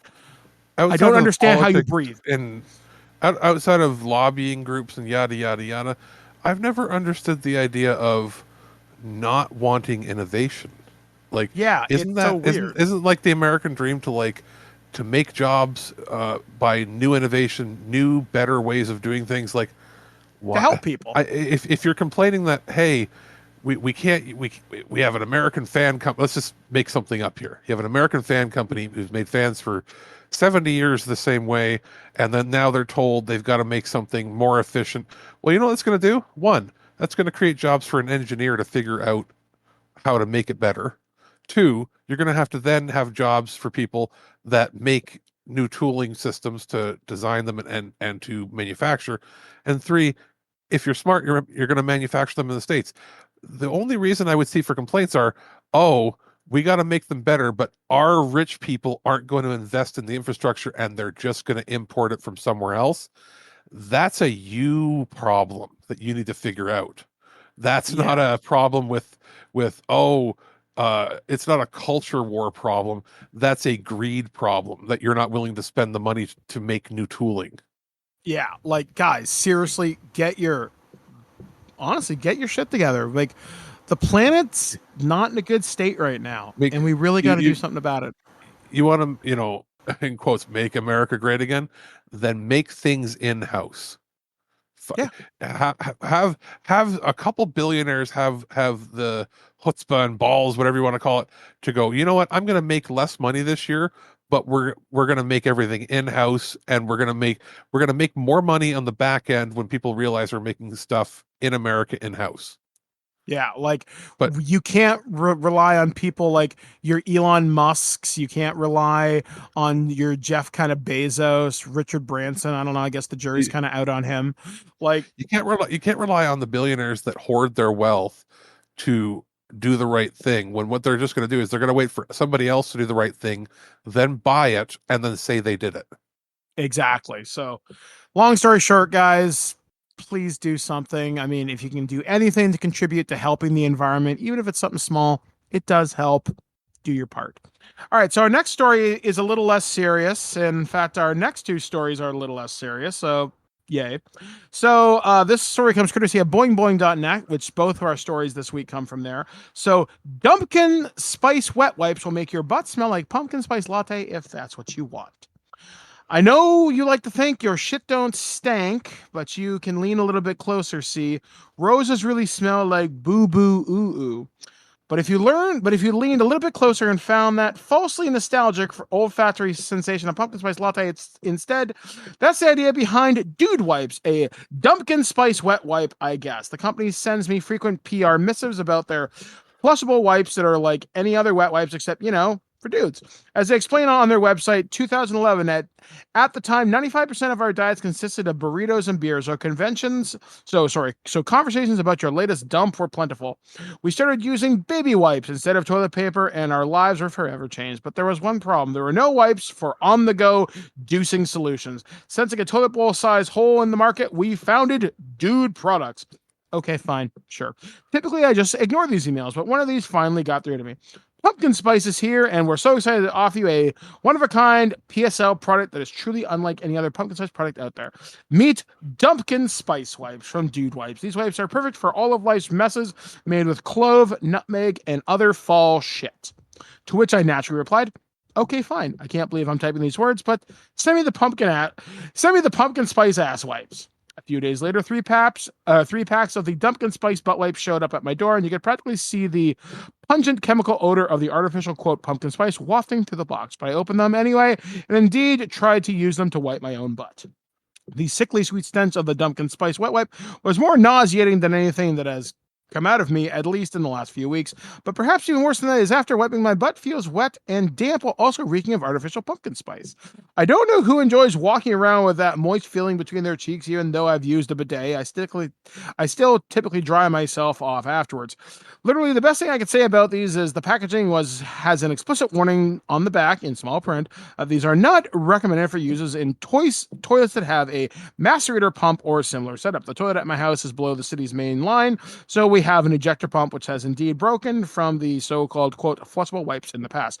Fortunately, I already had assumed this would be the case, and just in case, as most wet wipes claim that they are flushable or biodegradable, claims are technically true, but that doesn't exactly acknowledge the time required to biodegrade. Granted, the rest of the large print on the Dumpkin wipes and all the accompanying material only boasts about the flushable convenience, and things say, quote, unlike baby wipes, Dude Wipes begin to break down once flushed, making them sewer safe and septic safe.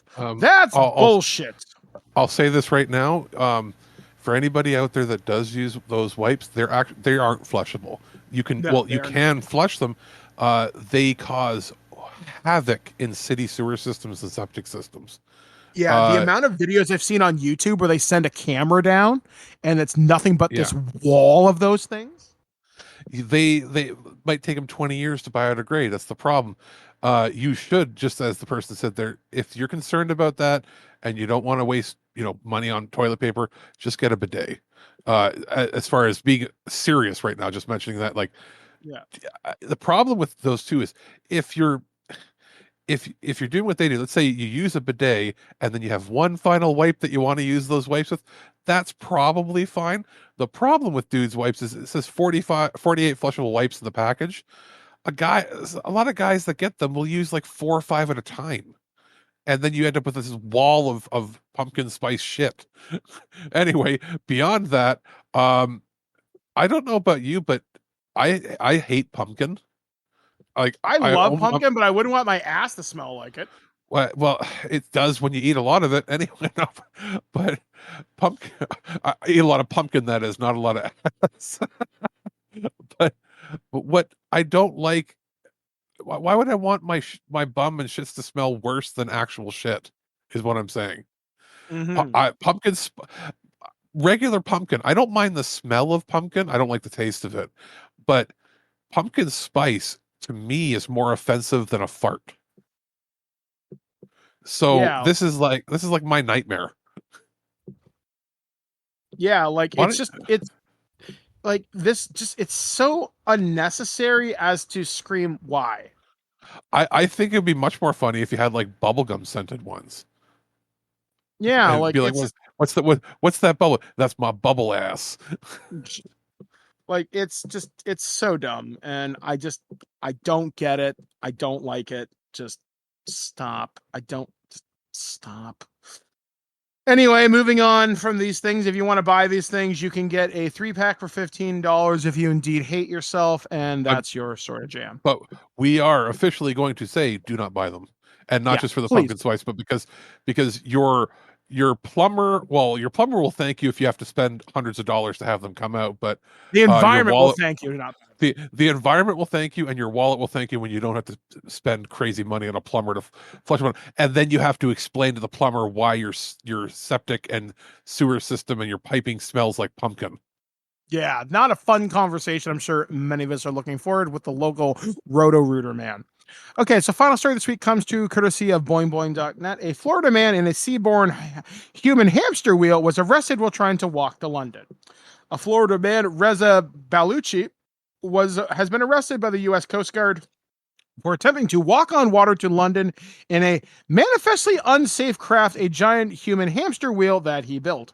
Reza Baluchi was spotted by the U.S. Coast Guard 70 nautical miles east of Tybee Island, Georgia, on August 26th, according to the criminal complaint filed by the United States District Court in the Southern District of Florida. Baluchi was in a homemade vessel, quote, held afloat as a result of wiring and buoys, the complaint said. When authorities sought to arrest Baluchi, he instead wielded a 12-inch knife. He threatened to kill himself and claimed there was a bomb on board. He then led wait, what? Oh yeah, it gets weirder. Okay. Oh, wait a minute. Okay, Florida man. Right. Yeah. He then led U.S. Coast Guard officers on a multi-day chase as they coordinated with the U.S. Navy to ensure safety from a potential bomb detonation. The pursuit entered its third day on August 28th. The UCSG attempted to deliver food and water to Baluchi and warned him about Hurricane Idalia. I think that's how you pronounce it. Baluchi refused to leave the vessel again, but told officers that the bomb was not real. Baluchi disembarked the next day and was brought ashore on September 1st at the USG base in Miami. He now faces criminal complaint of obstruction of boarding in violation of a captain of the port order. We've covered the exploits of Reza Baluchi before here on Boing Boing. Back in 2021, he attempted to walk from Florida to New York. He ended up 30 miles south of where he cast off. He also attempted voyages in 2014 and 2016. The U.S. GC has intervened in every instance. Florida man being Florida man. What a guy. Sorry. I've got a bomb on this. If you come closer, I'll kill myself. I'm going to blow up this hamster wheel. At the same time, at this point, I hope he's arrested, and I hope what they issue him is a psych eval. Like, if they're warning him about the hurricanes, was he just trying to die at sea? Well, here's my thing with this. Like, this guy should have any sort of water license revoked from him, and it should be an automatic. If you set foot on the water in anything other than a passenger capacity, you are arrested. Like, you've done this multiple times. You've threatened the Coast Guard. You've threatened the U.S. naval people. No, you don't get to go out in your little dinghy anymore. Sorry, Captain. Go home. You are court ordered to be landlocked. Nobody would be complaining if he was like, I'm going to go across Lake Ontario, or I'm going to go across Lake Michigan. Because there might be people there that wanted to stop him because you're not allowed to go across the borders. But like, if you were doing it within a lake that was even one of the Great Lakes, but as long as it's within the same state, nobody's going to say shit. In fact, you'd have the news there, because guess what? If you fall in and you get hurt, it's not that crazy of a deal as I'm going to go across the ocean. Well, and he has no support vessels with him. Like, no food. Yeah. It takes, think about this. The old boats that they used to have, before the modern day, vessels, the old boats, and we're talking ones that were either manual or wind powered. They took weeks to travel across the ocean, right? So he's thinking, I'm going to walk there. That would take him like a year. Months.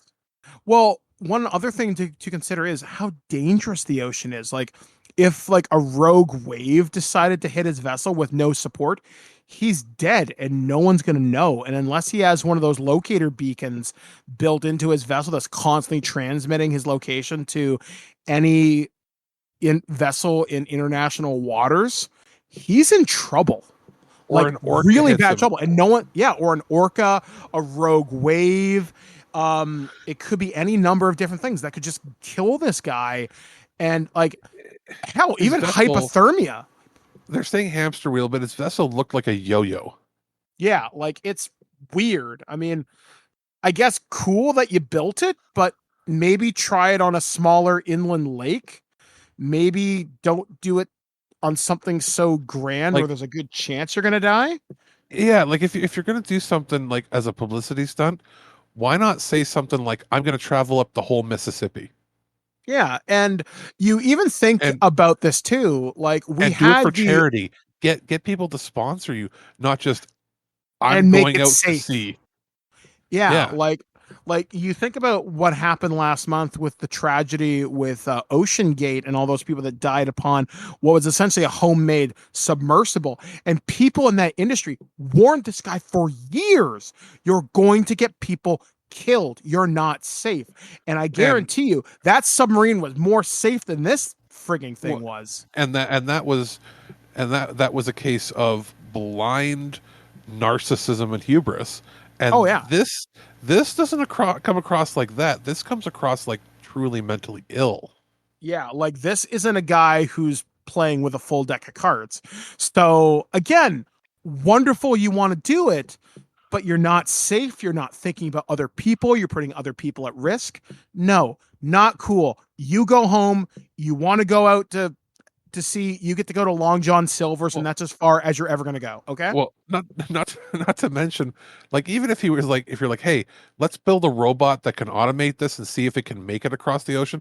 If you wanted to do that, you'd still have to get permission from the government.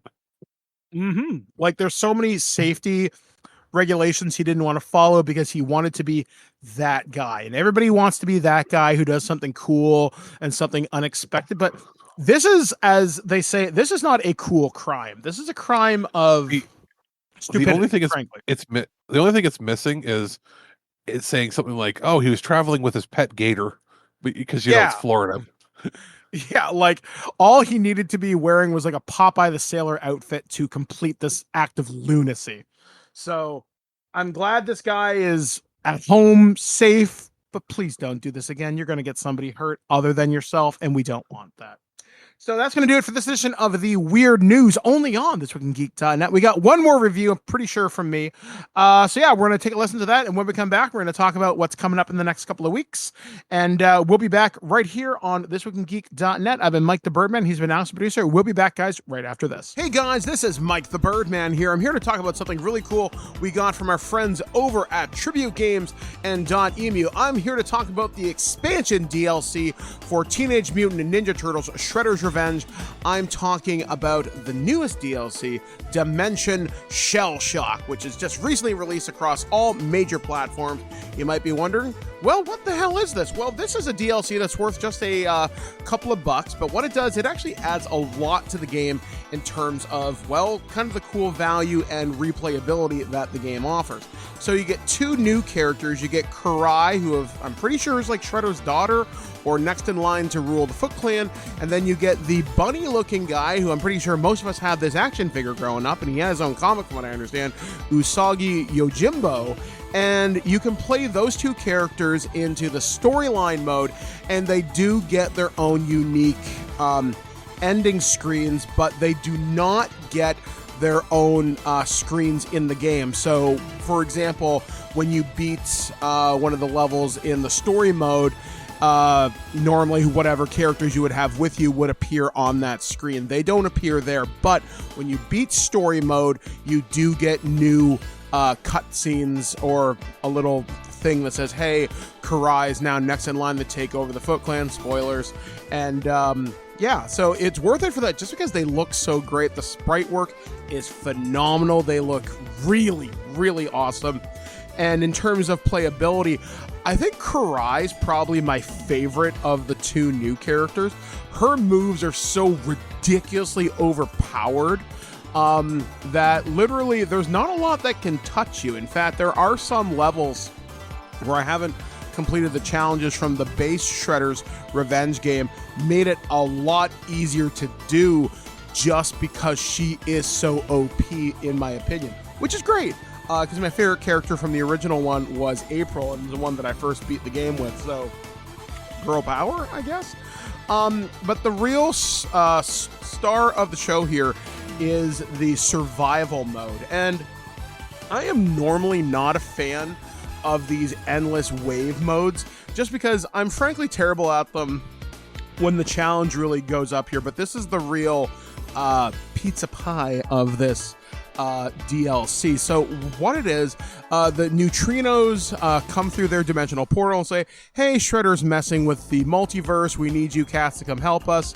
Okay, cool. So what that entails is you have to go through waves of enemies and collect these gem crystals, which will eventually form into these things, and each time you collect them, you warp to a different dimension. But the more of those crystals you collect, as you go through dimensions, you unlock different color palettes, different abilities for your guy. Eventually, you'll get like extra lives, and you'll be about as powerful as you are in the main game. But you start out with 1 life, and it's up to you to survive as long as you possibly can. I got my ass kicked a few times until I went through this thing. So don't expect to go through all the dimensions in one shot unless you happen to be some god tier player. It's gonna take you a few tries, but it tends to throw weird things at you. Like, I had ones where I had Metalhead teaming up with Ground Chuck as like a boss fight level that I ran across. There are new types of foot soldiers. The guys with the electric cattle prods are particular jerks that I hate.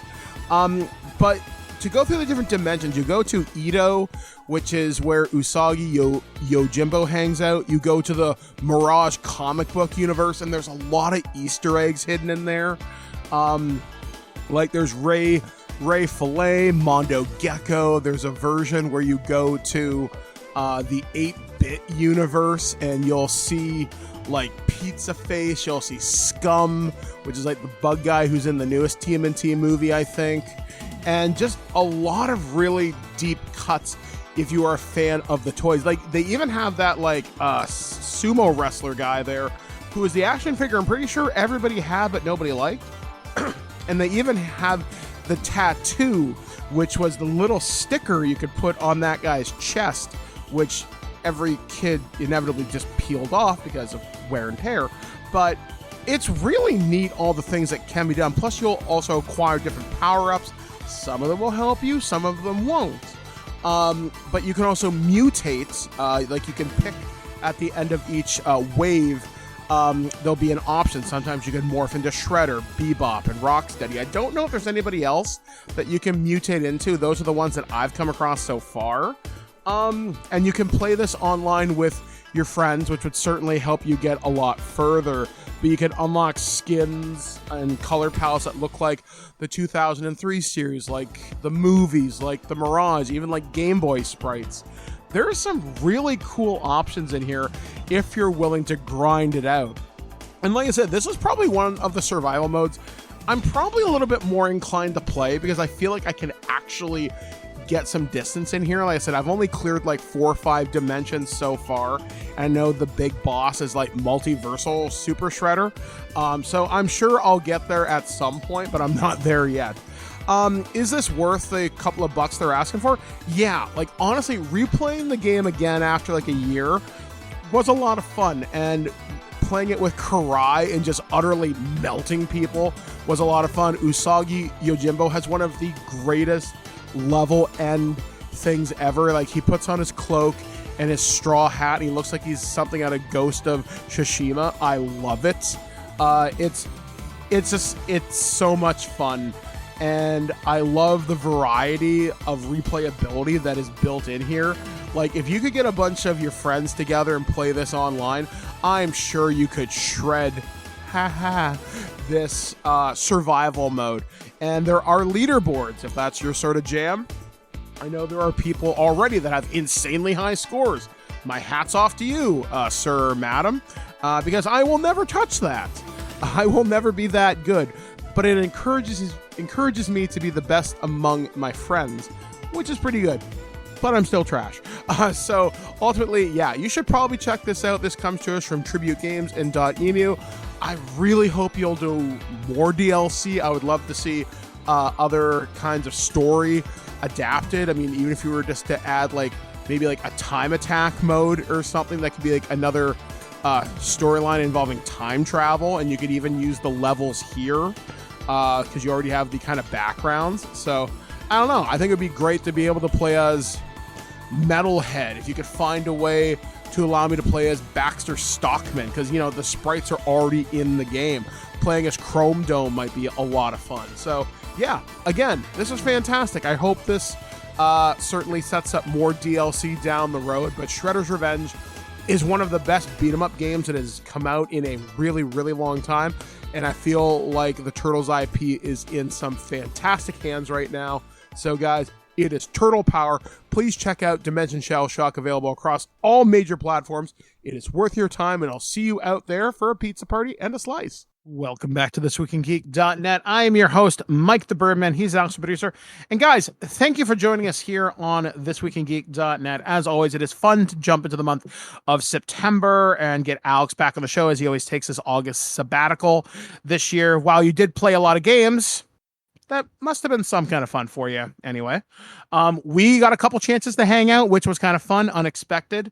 I know one of our visits was a complete tech visit because we had to deal with our brand new our TV from a couple years ago decided to yeet itself off a cliff. So that was a fun day.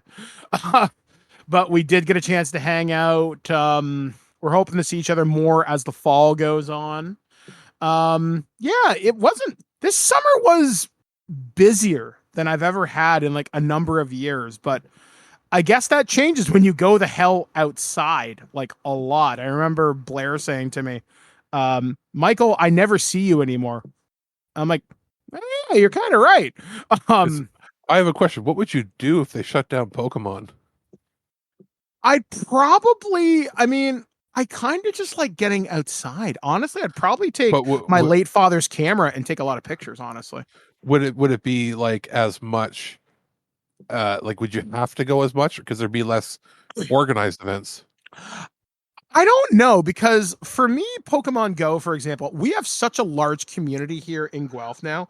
And now that I'm part of the Facebook group that admins it locally, I have met hundreds of people in the last few weeks. And I have played with people across the globe. Like, our little social group, which began as about 10 to 15 people that would regularly meet up, that has ballooned up in the last few weeks. Like, every City of Guelph employee goes, "Hey, Mike, what have you caught today?" And they know what I'm doing. Like, the bus drivers will ask me. People in the park know that's what I'm doing. Random people will ask me for stuff. I mean, honestly, it's one of the greatest social experiences I've ever had. And it's so welcoming. And I said this on Twitter a couple of weeks ago during my sabbatical when I decided to pop up for air for a couple of days. I said, I'm 40 something years old. I get to review Transformers. I get to play Pokemon. I get to watch movies, hang out with my friends and talk about it. This is honestly, there isn't too much more in my life that I want. Like, I'm very happy. And I get to write for Star Trek. I get to write for other properties. Like, this is a pretty rich experience, and I'm pretty happy with it. So this has been a wonderful summer, and I'm so glad that I disconnected for a while to touch grass. I got a chance to play a lot of D&D with my friends B and Paul and a few other people, and it's been a lot of fun. I haven't had this much soul food in a very long time. Like, I'm at a very good place in my life, and I feel so happy about it. And a lot of that has to deal with little fictional monsters that I get to throw a little ball at and hope they stay in. So I'm feeling pretty thrilled about it, honestly. What about you? You're just a boy with his balls. I am, and I'm having a great time playing with them. I'm just coming up for air after, like I said, all those reviews. I'm slowly working through the last little bit of everything, and then I plan to tackle the fall with whatever comes our way. Yeah, like, I'm looking forward to Spider-Man. I'm looking forward to the Pokemon DLC, Detective Pikachu. You do realize we got so many potentially review items coming around that time that you do know that Spider-Man comes out the same day as Mario does, right? See, if it comes down to it, you'll play Mario and I'll play Spider-Man. The hell with that. You'll take Mario. I'll buy it on my own. But I'm looking forward to just getting to play some of these games again. Like I know for me in game reviews, I don't review as much as I used to, but when I do, I get really invested. And that's why I'm really looking forward to, because Broketober this year is going to be fun. Like we've got Spider-Man, we got Assassin's Creed, Detective, we got Mario stuff, we got Pokemon DLC, we got COD coming out in November, which I'm hoping, or November, October, I can't remember which. I'll pull it up because we got a bunch. Like, that's why I'm saying I wanted to get through everything we've got coming our way, because it is, dude.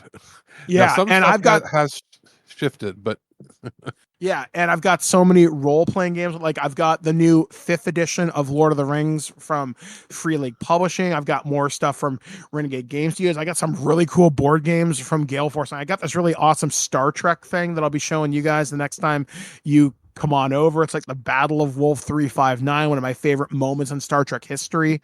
So like there's so much to talk about. I got stuff from Fallout. I can still review some of the Star Trek stuff that I personally don't work on. Like there's so much stuff to be thrilled about. Oh, absolutely. Here are the big games coming that we either don't have yet that we might be getting, or that you'll be wanting to play or buying for yourself for September, like near the end of the month. That Liza P game, it's probably not for either of us, but probably for Ken. That's the Pinocchio. But Mortal Kombat 1 comes out on the 19th. There's not an unrealistic possibility we could get that, considering that PR company is now talking to us. But I mean, but just for games that you want, that I know you want. Oh yeah, I'm gonna buy that for sure. There's that, and then there are a lot of indie titles, but for the end of the month, there's not much else. So it's like there's a bit of a reprieve, I guess. But then October, so you'll have a couple weeks where you can spend playing that game, or add it to your Christmas list or something. But then come October, it is like the first week of October. There's some indie titles coming, like the Front Mission 2 remake. Then on you got NHL for those hockey fans on the 6th. I don't think you don't cover that anymore. We don't really cover. If I get offered it, I'll take it. It's just been a while. Like they offered it to me a couple of years ago, and I played 2022, and I actually had a lot of fun with that. Well, it's coming out the same junior day. It's coming out the same day as Detective Pikachu. Good luck. So that's what I mean. That's the 6th. So you've got that coming, and then the week after that, there's the Transformers game. We might get that for review, the Earthspark Expedition. Then there's the Lords of the Fallen, which I feel like it's sort of fallen by the wayside. And then the week after that is Sonic Superstars, which looks interesting, that we might get for review. The week after that, there was that Gargoyles game that was announced. Gargoyles Remastered. And then the week of the 20th, you got Marvel Spider-Man 2, Super Mario Bros. Wonder. The week after that is the Metal Gear Solid Collection, which I'm trying to get a copy of that right now. Just Dance 2024, which we'll probably get because we get every year to check them out. Alan Wake 2 is the week after that. And then you go in, like, that's all in that 1 month. And then right after that, you have RoboCop Rogue City, which I'm fingers crossed that that's looking better and better. That looks really cool, yeah. The Star Ocean game, which I'll probably be checking out. WarioWare Move It. Banishers, hopefully that gets moved. I hope it gets moved out of there. That's the game from Don't Nod that looks like The Witcher meets a Don't Nod game, I guess. Then the week after that is the Like a Dragon side story, The Man Who Erased His Name, which may or may not see. And then the next day is Call of Duty Modern Warfare 3 on the 10th of November. And then after that, you've got there's like some other ports and stuff. But the week after that is Persona 5 Tactica, the same day as Super Mario RPG.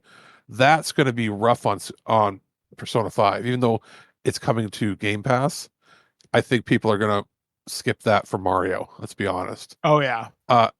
And then right after that is Grand Blue Fantasy Rising, which is Versus Rising, which is the sequel fighting game from Arc System Works. And then we're going into December, and like their Avatar Frontiers of Pandora. I know you said you were maybe interested in that, right? Yeah, it looks cool. So like, those are the big titles. Now there's a few games that were pushed back into January, like Alone in the Dark was moved, and then was Alan Wake moved? I can't remember. Or no, I already mentioned. I think it might have. Yeah. But regardless, like that's ridiculous. I think the biggest one is that while they're slightly different markets, that week there's that week where you get Mario and Spider-Man the same day, or a day apart. That's going to split some of the gamer player base, so to speak. So yeah, so we've got plenty, and that's just the games. There's all the TV and movies and the books coming. So we've got a pretty busy fall, and then before we know it, we're already at Game Awards and Game of the Year stuff and our holiday gift guides. So wow, man, it's rushing. Like the older we get, the longer we run this, the faster these things come. Oh yeah, like 16 years, and this always hits me like a truck around this time of year. But we're already starting to gather stuff for holiday gift guide. We're starting to talk about holiday stuff, so we have stuff to give you guys over the break. I know we've talked about it for about the better part of the year about putting together some our RPG stuff. We just need to make sure we can do it for holidays. Seeming like it looks like it's going to happen, which is cool. And we've got tons of Earth versus Soup. I got some new interviews coming up. I'm looking forward to working more with people like Enrique and David from Welcome to Primetime. Ken is always showing me brand new anime. I know JT and Ken and I are doing more Sunday funnies as time goes on. So yeah, we're going to have a lot of content before the end of the year, before we take our month off in December of I'm turning off my email. Don't bother me. So it'll be a good time. So anyway, guys, keep a look on the website for my loose cannon on Slumber Party Massacre. I'm going to be editing that later on. You should see it fairly soon. I'm going to be recording Hammer Horror with my two heavy hitters rather soon. You'll see that in October. And I will be returning to the main show at the end of the month when me and Alex return to do the regular podcast. Plus, we're going to do our extended discussion on Starfield 1 month in. What do we think? So we got a lot of cool stuff. Thank you guys for hanging around with us. We love you. We appreciate you. Thank you so much. And I don't know, any closing words from you, Alex? Doodaloot doot. Doodaloot doot. Anyway, I've been Mike the Birdman. I've been joined with Alex the producer. I've been Mike the Birdman saying, be excellent to each other. Enjoy your first couple weeks of school. Make lots of new friends. Maybe find yourself a gaming group. Maybe I'll have some suggestions for that really soon. But anyway, guys, take care, and we'll catch you again next week right here on ThisWeekInGeek.net. At no point in your rambling, incoherent response were you even close to anything that could be considered a rational thought. Thanks for listening to this episode of This Week in Geek. Hungry for more? Check out our website at ThisWeekInGeek.net. You can subscribe to the podcast, browse our Twitter and Instagram, and leave your thoughts on today's topics. If you'd like to give us some feedback, send us an email at feedback@thisweekingeek.net. Tune in next time, and remember, lower your shields and surrender your listenership. We would be honored if you would join us. Thank you for your cooperation. Good night.